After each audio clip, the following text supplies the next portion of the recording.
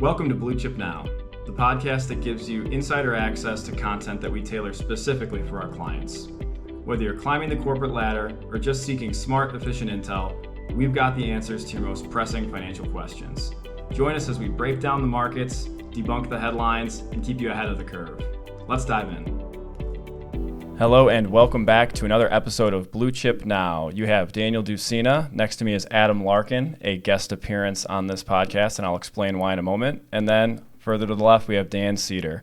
So today I want to give a brief rundown of some major headlines in the financial markets before transitioning to what will be the bulk of this conversation. And the bulk of this conversation is going to be related to childcare, investments for new children, just the overarching picture around how to save for a child's education, and then some quick tidbits on what I think is related to the very first question that any new parent is going to ask. Sound good before I jump into the markets? Let's do it. Okay. So I'm going to keep this short and sweet this week, but overall, when we look over the last few weeks, the primary driver of financial markets has been ongoing tariff headlines. I think that this is going to continue to be the case.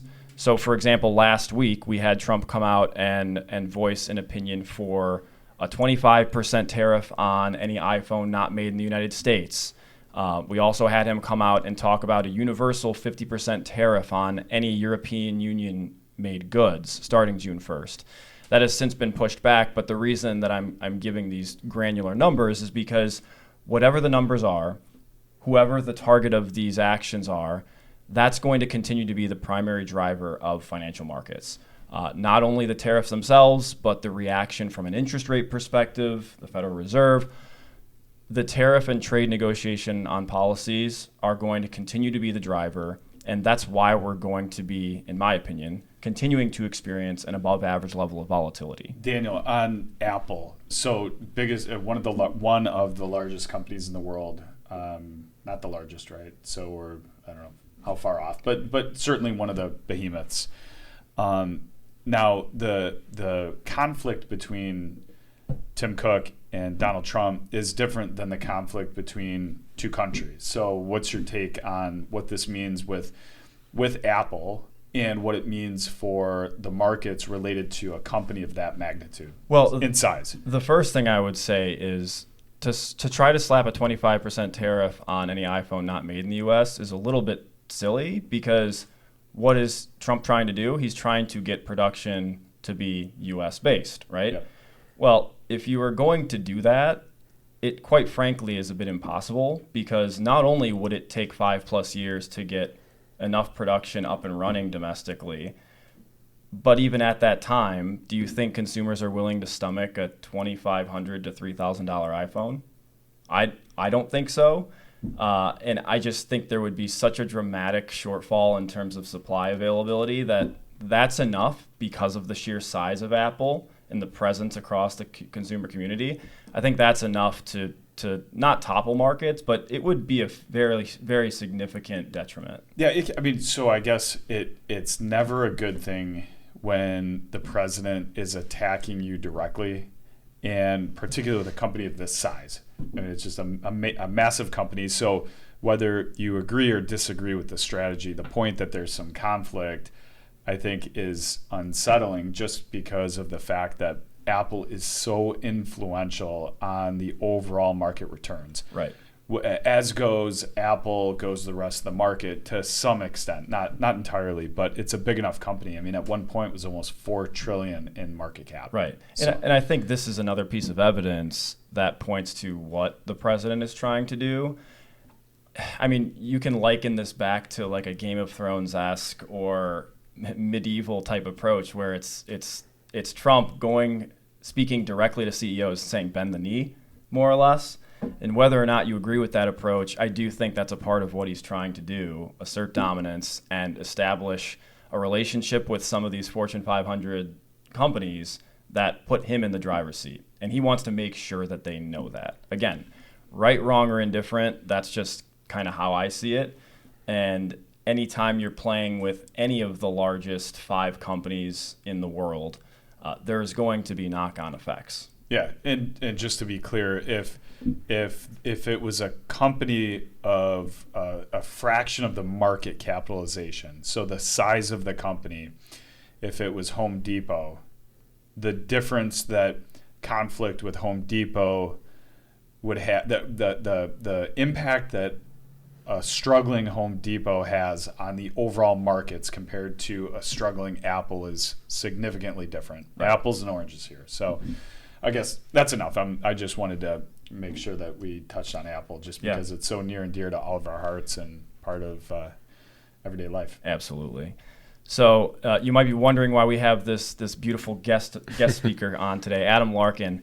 And the primary reason is because the bulk of this conversation today will be targeted at new parents that have had children relatively recently. But I don't want that to exclude any other individuals. This conversation can be relevant to not just new parents, but any parents in general. That would include grandparents who might be considering making contributions to a child or a grandchild's future education expenses.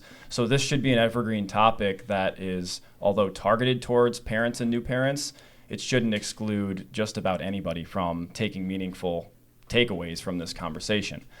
So I think it's really interesting because both Adam and I have had our first child within the last year. And so even preparing for this conversation, there are things that I've learned from dialogue with Adam and reviewing some notes that I didn't even know I should be thinking about. But if anyone listening to this is like me, which I think there will be a lot of people who had the same experience, the first thing I Googled when I had come to the realization that my wife was pregnant, you Google, how much does a child cost, right?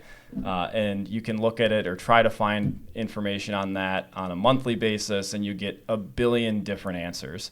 And I think that part of that being so opaque, and also part of me just being incredibly OCD and detail-oriented, my wife and I tracked meticulously for the first 9.5 months of our child's life everything he did, from how many diapers he had on a daily basis, how much he ate, when he went to the pediatrician, his height, his weight, all these different things.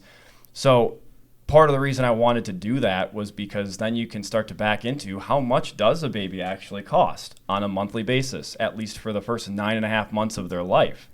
And I think that you might find this information interesting because, again, if you go on any online platform, whether it's Reddit or elsewhere, you will get a billion different answers to what a child costs. So I can give you some figures that are sheerly based on me and my wife's experience over the first 9.5 months of our baby boy's life. And these are going to be excluding childcare, because childcare, if you are tapping into some external source for childcare, it will be by far and away the most meaningful expense. But if I look at what we experienced first 9.5 months of his life, these are using assumptions for 8 diapers per day, 2 wipes per diaper change, about a bottle or a tub and a half of formula every other week. About a tub every week of formula, a couple of pediatrician visits, and then some, call it $100 worth of miscellaneous expenses, whether that's clothes, toys, whatever. And so without any childcare expenses, what we arrived at, based on our data, was about $430 per month. So for a newborn child, I think this number is fairly accurate. What it doesn't take into account is the fact that you're probably going out less. You're probably going out to eat less, going out to the bar less, just doing other things less than you would before. So I don't want to have people take this in a vacuum and say, where am I going to come up with an extra $430 per month? I don't think that's the idea, because some of that can happen naturally just because you're spending less time out and about and more time just at home. But that is fact-based, data-driven numbers for you. Take it or leave it. Nice. But things change as time goes on. So babysitters, which you're maybe not dealing with at this point, but travel when they get a little older and both, or let's say 1, 2, or however many kids you have need airline tickets. Mm-hmm. It ends up adding a big expense. Private school, sports, dance. I mean, imagine what the different dance outfits cost when they wear them once and then don't wear them again. Right. And it's so I feel like initially life changes for mom and dad, and you do have some additional costs. But and if Robert was here, he would probably share his experiences as his kids age through their teens, right? Mine are turning 9 and 7. My son's turning 9 tomorrow. My daughter's 7 on Thursday. And so, but the costs ramp up dramatically once your children become more active and start getting involved in school. Like I said, school sports, travel. $20 an hour for a babysitter. That's the going rate, in case anybody's wondering. And if you don't pay $20 an hour, you don't get a babysitter. Yeah, because your neighbor's paying it. Right. And so you either pay it or you run out of options. And so it's not cheap. Yeah, and that's a good disclaimer just to close. Like the numbers I cited do not include any of your upfront costs. That's not your crib, your strollers, bedding, anything else. This is just your monthly operating costs, if you will. So regardless, as you add layers, things get more complicated and more expensive. But all of that aside, I think now is probably a good time to take a quick break before we jump into what we would view as effective ways to save and invest for a child's future education. Are you approaching retirement, whether it's 2 years away or 5? At Blue Chip Partners, we understand that this next chapter can bring a mix of excitement and uncertainty.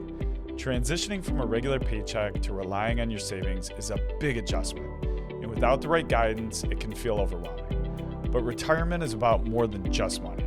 It's about peace of mind, spending with confidence, and living without regret. That's why as fiduciaries, we always put your interests first. Our experienced advisors deliver proactive, personalized wealth management that aligns with your unique goals. Let's build your retirement plan together. Take the first step and schedule a consultation with Blue Chip Partners, your trusted partner in retirement and beyond.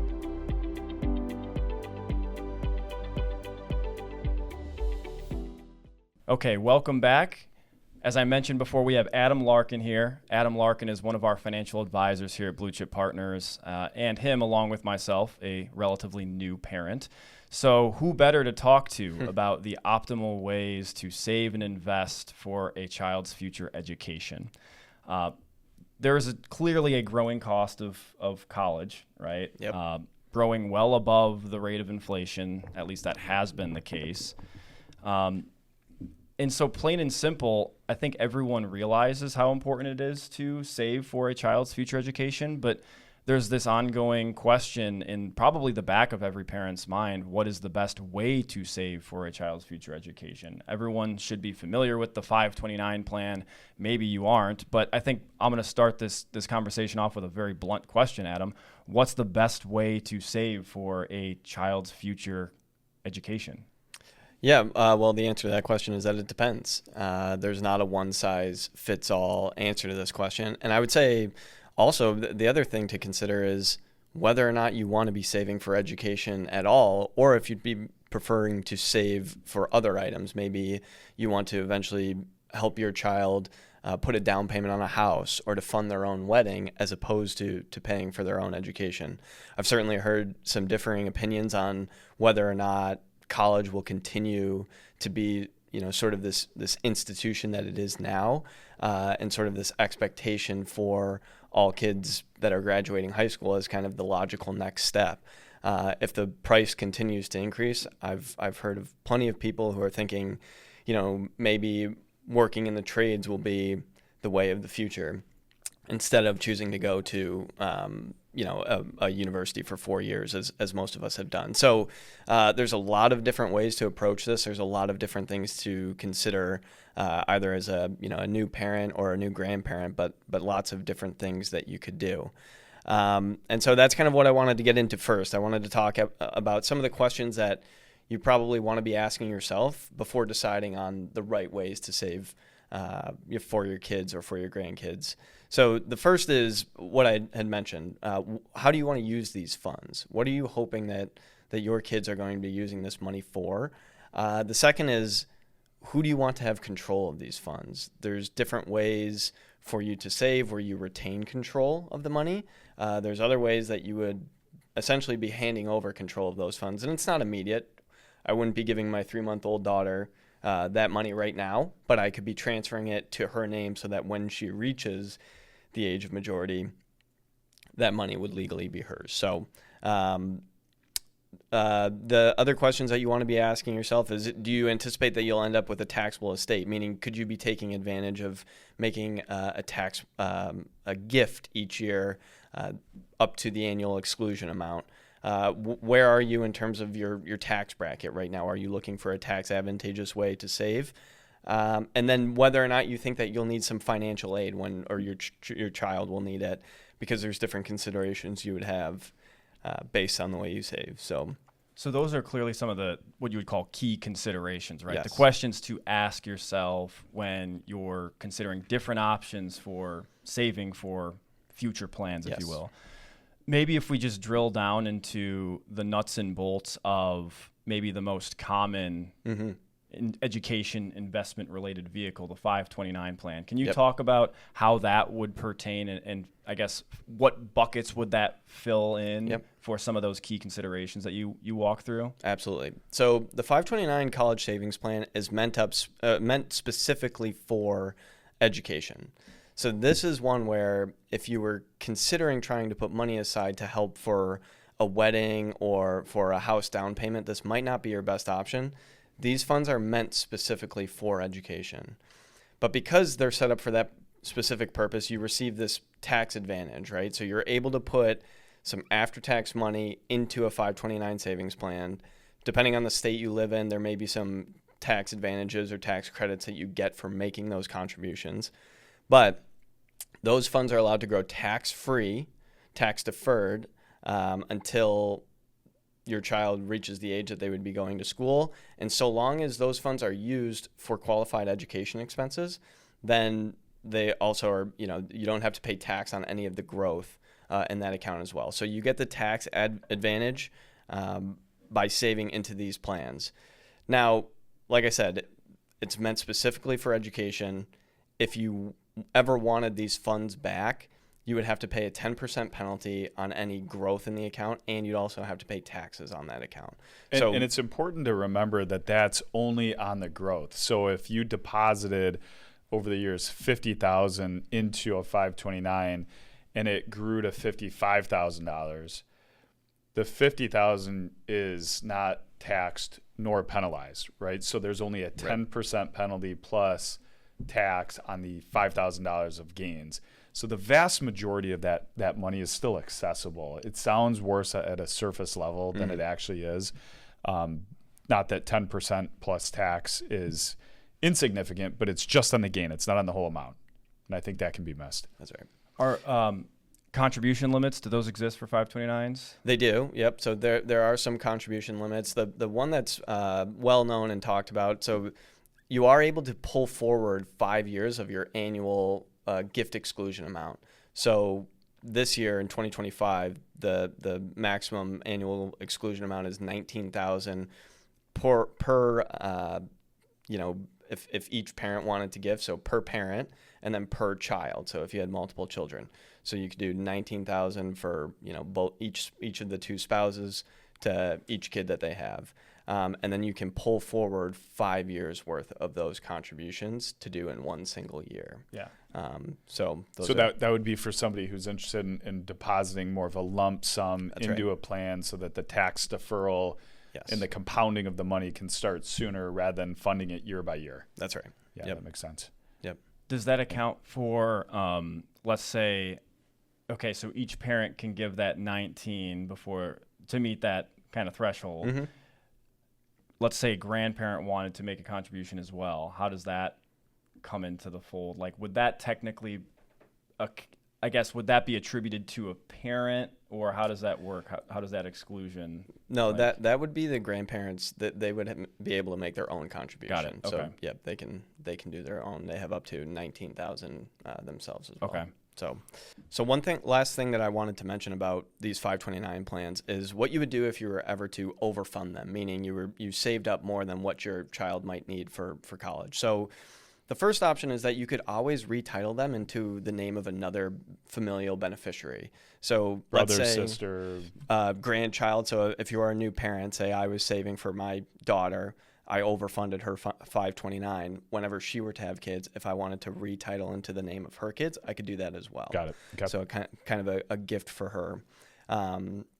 So you could do that. The other option that's now available to you as of last year is that you're able to roll over up to $35,000 lifetime for each beneficiary. So in the example again of my daughter, if we've overfunded her 529, each year we're able to contribute or roll over from the 529 into a Roth IRA in her name up to the annual amount that she's able to contribute. So that for this year is $7,000. Okay, so I think what's important there for parents and grandparents to keep in mind is that saving for a 529 not only can work for educational costs, but if there's excess funding, you can then plant the seeds, the initial foundation of saving for retirement.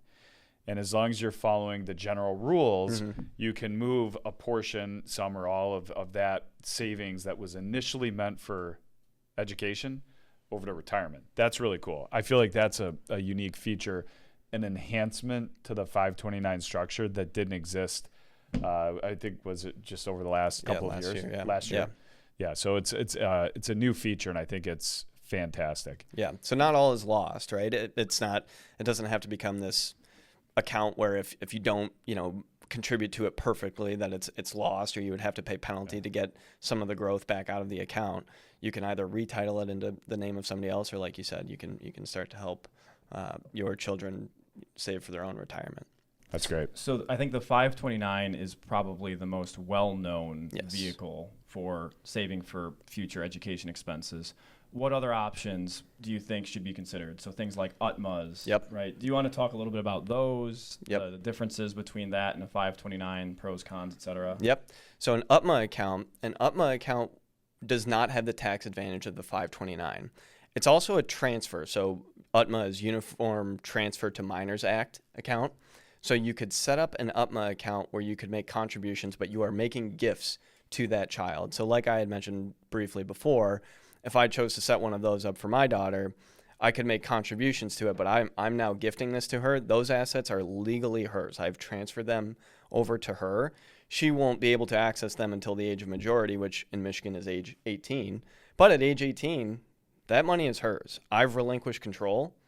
It's her money. So in a way, I'm able to remove those assets from my estate if that's something that's important to me. But I am fully giving up control in doing so. And the risk there is an 18-year-old may or may not be responsible enough to really have full access to funds.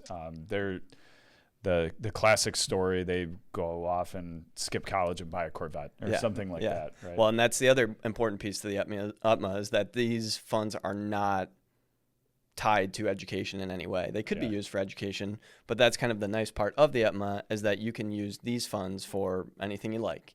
Down payment on a house, a car, wedding, whatever. Yep. Yeah, so Corvette, whatever you like. Yeah.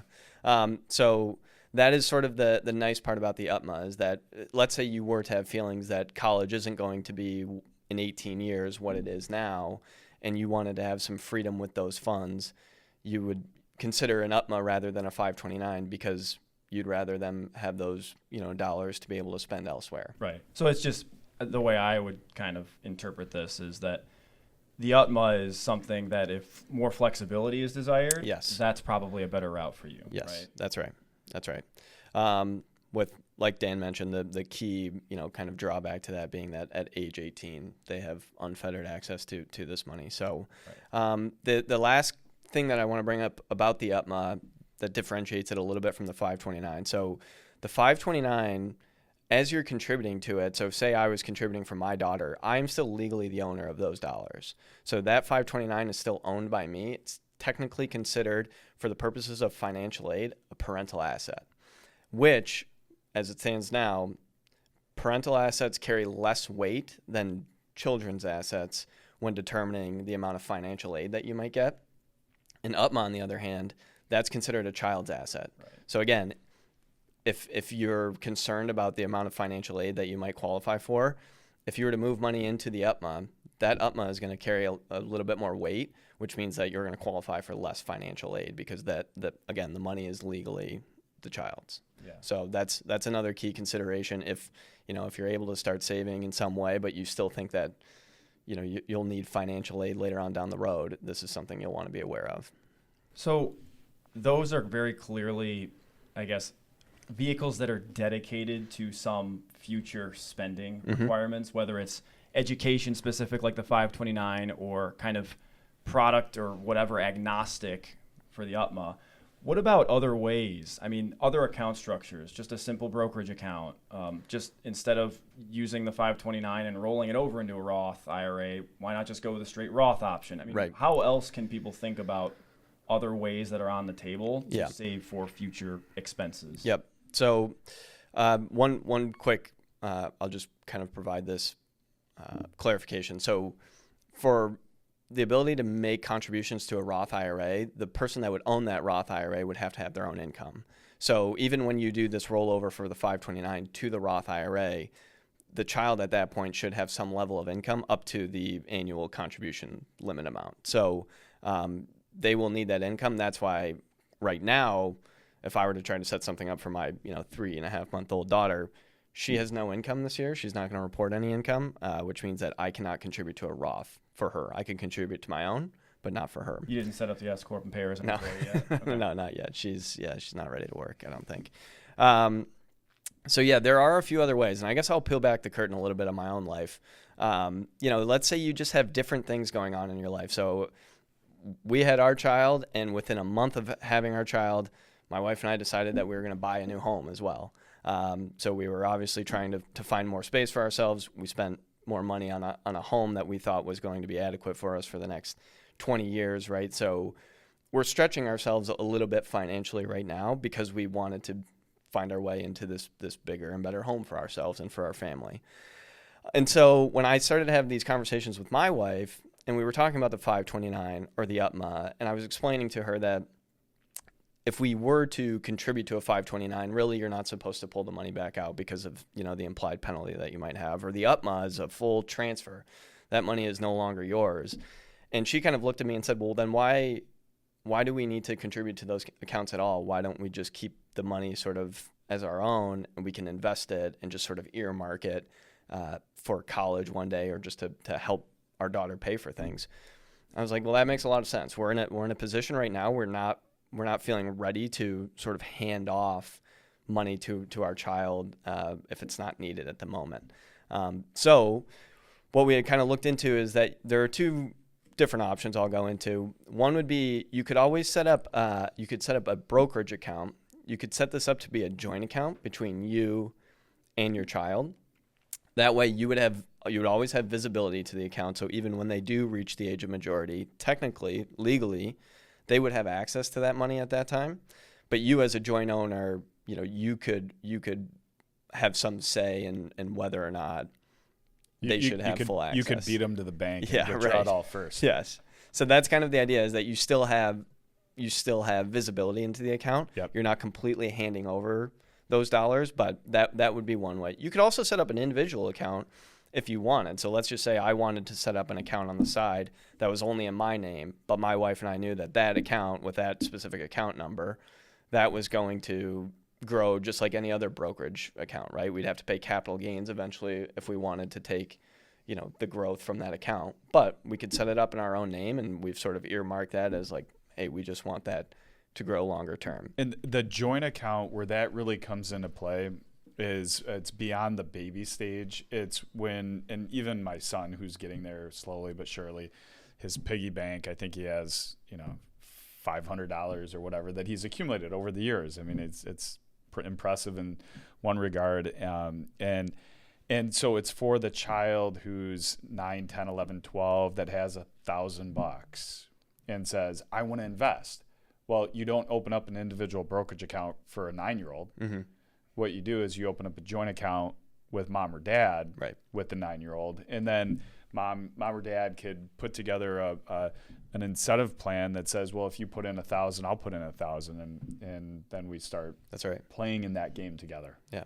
And what we see with a lot of clients, they like that because, like you said, it gives them the opportunity to educate their kids early on about what it means to invest. So you could take a kid who's 9 years old, plays his PlayStation all the time, and say, let's buy some Sony stock and see how it does. And you'll learn about, you want to take your $1,000 and of that you put $500 into Sony stock. Well, hopefully the stock performs well and you'll make some money. And it's just it's a great education tool for the kid early on.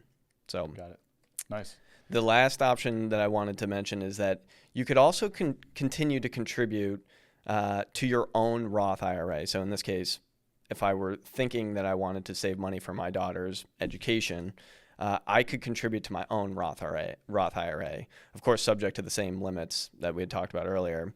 But those funds can grow as they do, tax-free. And then as long as they are pulled out for qualified education purposes, that's also tax-free, except on the growth. The growth portion that you do pull out would be taxed at capital gains. Adam, I want to circle back on something that you had just said. So just to clarify, if you have a Roth IRA that you're using for qualified education, any of the principal that you've contributed to the Roth, no tax, no penalty. That's right.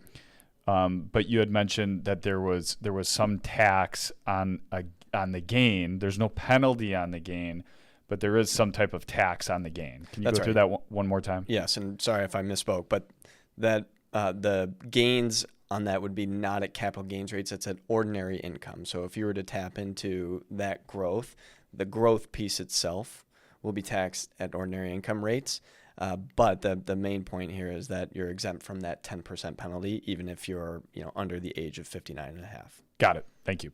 But it's just another way, again, if your priority right now is you've been saving into your Roth IRA, you want to continue contributing to your own Roth IRA, that is another source of funds that you could use for education down the road that has some tax advantage now, right? Mm-hmm. So it's all to say that you don't necessarily have to hand over the money or put it into an account that you can't ever touch again, and it becomes your kids if you're worried about kind of your cash flow in the moment, because having a kid, especially early on, can be a little bit expensive. Well, it's also like trying to game the system if you're, for example, playing catch up, right? Right. If you want to fully tap out the spigot based on every opportunity you have, like I would throw that in the hopper as well, right? Yep. So the future is so uncertain with regards to education. The pace at which education costs have risen is just unbelievable. And I don't know if anyone really can imagine an environment where it continues. Right. And so you hear comments like, oh, maybe the trades will become more popular. Well, those comments, I think, ebb and flow over time, right? Maybe for the time being, and then they won't until they will, and then they won't.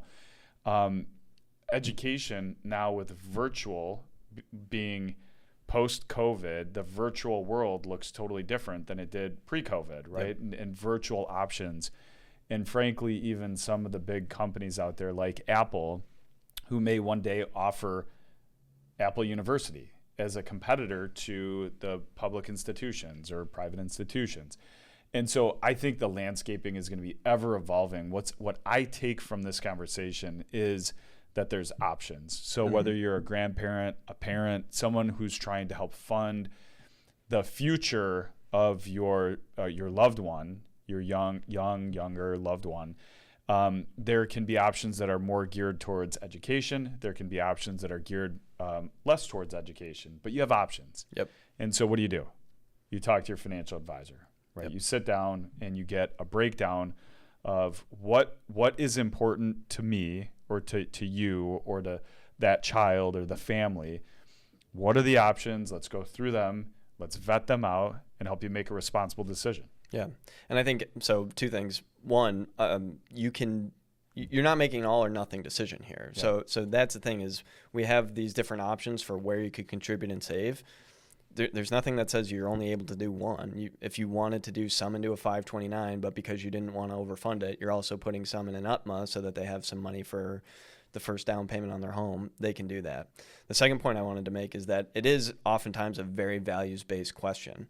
We had kind of set this up as how are we going to save for kids' education? Well, if the landscape of education changes over the next 18 years, which it very well could, then pivot. Maybe, Pivot. We're making a decision, that again, maybe that's why you don't want to make an all or none decision now for something that you're uncertain about in the short-term future, right? Yeah. So that's great. I think we covered a lot of important points. Yeah, seriously. Like I said, I mean, I'm learning as we're going through this, which is to me probably one of the most fun discussions to moderate, because all of my questions were very, very much organic. So please don't limit this to just new parents, because Adam and I are new parents, and Dan has a 7 and 9 year old. I think this is a conversation that should be relevant to just about anybody in some capacity.